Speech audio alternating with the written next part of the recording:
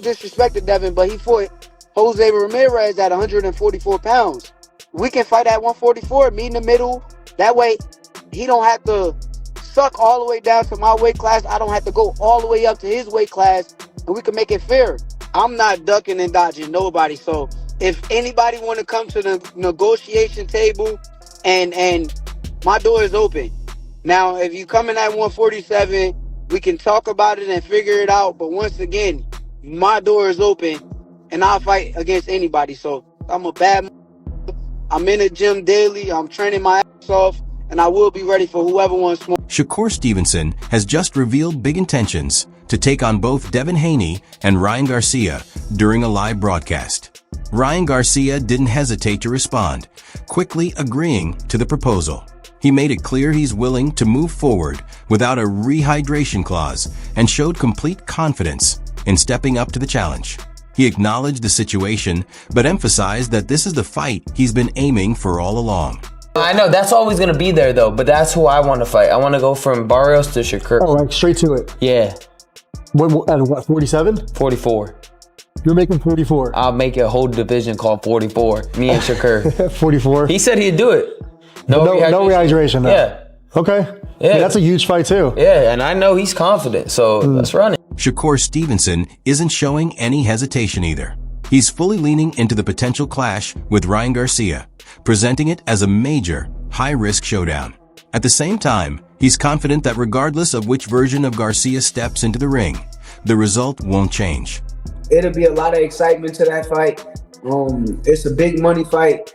Ryan Garcia is somebody that comes in there. You never know which version of him is going to show up. So if the good version of him show up, he gets spanked. If the bad version of him show up, he gets spanked. Either way,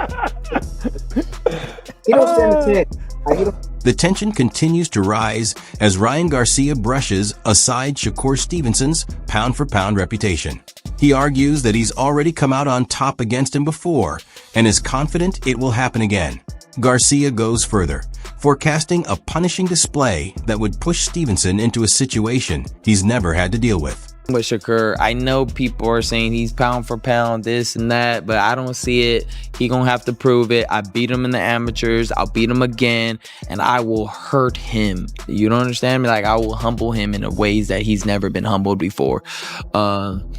And that's it. Point blank period. I want to fight him. That's it. Shakur Stevenson brushed off the pound-for-pound talk before firing back at Ryan Garcia, dismissing his power and confidently predicting a one-sided fight, warning that Garcia wouldn't be able to handle the punishment once it gets intense. I will whoop your I'll pop that right back in that mouth. I'll have you looking like a saber gap tooth tiger. Oh my God, I'll do you dirty. I ain't gonna lie, bro. You suck. Oh my, here we go. Hey, not the same fighter. Hey, not the same fighter. Not the same. Hey, when I put a beat on you, what are you gonna say? When I put a beat on you, what are you gonna say? I was there. Hey, no, when I put a beat on you. I'm talking about you. You got no power. You got no power. And you lost. And you still scared him to this day. No. Bro, I'm gonna knock that gap right back in your mouth. I'm gonna knock that gap into your mouth again. Yeah, you fixed the teeth. You fixed the teeth. But I'm gonna knock that right back in. Bam. Things become more complex as Shakur Stevenson recognizes Ryan Garcia's interest, saying the repeated callouts show he's serious. But he emphasizes that everything has to make sense on the business side, making it clear he won't move up in weight and sit around just to force the fight. Yeah, I believe him because I don't even think he was asked about me. I think you probably right though, but I think he been I thought he was. I was trying to think about it. I think he been saying my name the whole week. Like, he kept like, I want to fight Shakur. I want to fight Shakur. He wasn't saying nobody else's name like he was saying my name. So to me, I think he's serious. I think he do want to fight, but I just think that everything got to work well in the business. Everything got to make sense. Yeah. Because before the fight, I heard them saying they'll fight me at 144, and then after the fight, I'm here at 147, and I'm not going up to 147 no time soon. 147 will, like I just told you, I think that will be my last weight class that I'm in. The discussion shifts again as Roy Jones Jr. points to Shakur Stevenson as the most sensible next opponent for Ryan Garcia, particularly if the bout happens at a higher or catch weight where Garcia might benefit physically. But he also cautions that Stevenson's style makes him a tough challenge for anyone. turning it into a risky fight despite those potential advantages. What makes more sense for Ryan right now? So Shakur makes more sense for Ryan right now because Ryan's more confident at 147, and Shakur's just coming up to 140. For the bring 147 or catch weight would be better for Ryan because it's hopefully his side try to make Shakur uncomfortable. But Shakur's a hard match for anybody. You know what I mean? So it's like that's a tough call for anybody out there right now. I'm not gonna tell you that he's gonna beat. The storyline shifts again as Bill Haney voices confidence in Devin Haney, saying he believes Haney would deal with Shakur Stevenson comfortably, arguing that the style matchup suits him better and poses less danger compared to opponents he's faced before. I said Shakur is easy work for Devin, so I'm saying this. We just jumped from that fight to this fight, but we talking about it, so go ahead. How? Yeah. You don't see it? No, I don't see For it. real? For real, you don't see I it? think that's a competitive fight for both of them. How? Just from what I've seen. Dev style, Dev's temperament, Shakur's style, Shakur's temperament. But help me understand. Listen, that's an easier fight than Lomachenko. Stakes continue to climb as Devin Haney declares himself at the top of the sport and expresses strong belief that a clash with Shakur Stevenson is unavoidable, no matter the weight class. He describes it as simply a question of timing, while making it clear that both fighters are ultimately heading toward a major collision in the future. I just said that I'm number one. I just let him know that I'm number one, and that's when he said for now. But right now I'm number one. So I didn't. Bob ain't said his name. I didn't. Yeah, Bob hasn't said his name at all. But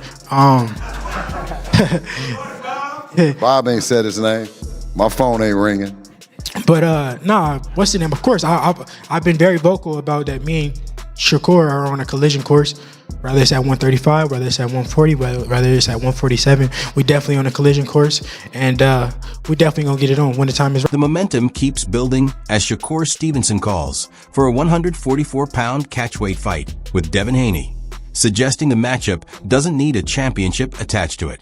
He believes their star power alone is enough to carry a massive event, framing the potential clash more as a legacy-defining spectacle than a battle for titles. I think that Haney fought at a catchweight against Jose Ramirez 2 fights ago, if I recall, and it was 144 pounds. So I would love to do it at 144 pounds. We could meet him in the middle. I don't think that the belt has to be on the line. I think that the fight is big enough for both of us to be fighting at a catchweight, and I don't think the belt really matter in that instance. I think we can both sell out a big arena, and it'll be Shakur Stevenson maintains confidence while acknowledging Devin Haney's skill, but he insists there's a clear difference in their levels when it comes to technical boxing. He suggests Haney's style is mainly built around outpointing opponents rather than dominating them physically, and he believes that kind of approach fits perfectly into his own game plan and control in the ring. I'm scared of. I think Devin's a tremendous fighter. Do I think Devin Haney can beat me? Hell no. Hell no. Yeah. For me, personally, I'm on a different level than everybody. Yeah. And when it comes down to boxing, because Devin, he's a boxer. It's not like he's a stone cold killer who's just gonna go in there and try to knock me the out. Yeah. He's gonna try to outbox me. I'm the greatest boxer. How do you... So that's how I feel about the fight. Yeah. But it all got to make sense from a business standpoint. I don't like... Chris Algieri further adds that a potential fight between Shakur Stevenson and Devin Haney would likely turn into a very high-level tactical battle, almost like a chess match in the ring, where strategy matters as much as skill. He points out that Haney's physical size, strong jab, and ability to maintain a steady pace over the distance could make the matchup much more competitive than people expect.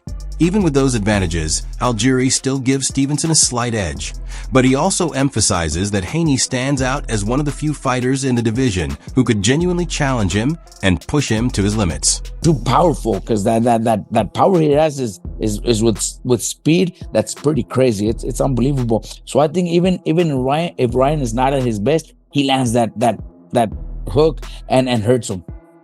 Yeah, and a fight that actually I am much more interested in, and probably will happen before we ever see Shakur and Ben step in the ring. Shakur also on Ariel Helwani was talking about a potential clash with Devin Haney, but he wants a 144-pound catch weight, and he's like, listen, when you fought Ramirez, you did 144-pound catch weight, so why can't you do it for me?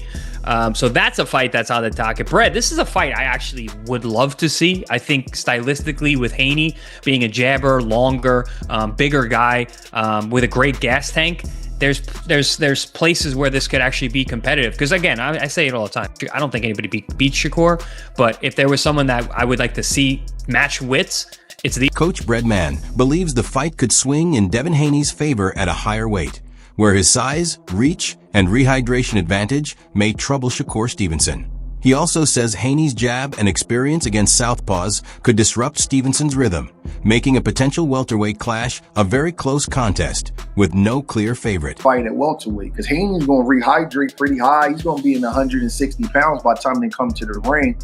He's a long guy. He doesn't get tired when he fights. Haney's biggest fights, a lot of his big fights have come against southpaws. He fought Loma, he fought Regis. I think he fought Jojo Diaz, a couple other southpaws. So he's pretty good with southpaws.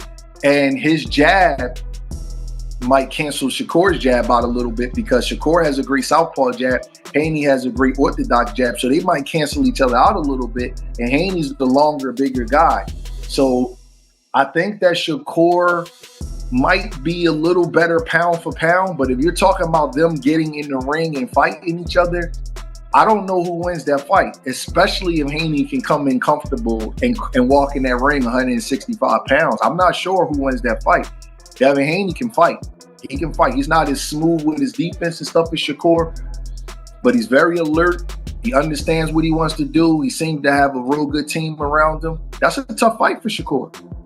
The discussion swings again as Timothy Bradley picks Shakur Stevenson, describing him as the more intelligent and defensively polished fighter, someone he believes is extremely difficult to outthink or outbox. Although he acknowledges that Devin Haney has the skill set to stay competitive, Bradley ultimately still favors Stevenson, viewing him as the tougher opponent to overcome. Would never bet against Shakur Stevenson. I'm letting y'all know off the rip, you know. Haney might be the guy that can compete and beat Shakur Stevenson, but I would never bet against Shakur, man. I think defensively, I think he's a brilliant boxer. I don't think anybody can outthink him. Or outposition him, man. I just think he's just too slick, too hard, really hard to figure out. So the concern becomes even stronger as Terrence Crawford fully supports Shakur Stevenson's all-around abilities, highlighting his jab, footwork, defensive sharpness, and mastery of range as major strengths over Ryan Garcia. He suggests the matchup might not end up being as close as many expect, cautioning that Garcia could pay heavily for any defensive lapses, with Stevenson ready to capitalize through precise counter-punching and control of the fight's pace. You know, Shakur got a jab. Shakur got a head movement. Shakur got defense. Shakur knows range. Shakur have good legs. So I look at that fight like it's not going to be as a competitive fight like everybody think, because if Ryan get careless, he's going to get...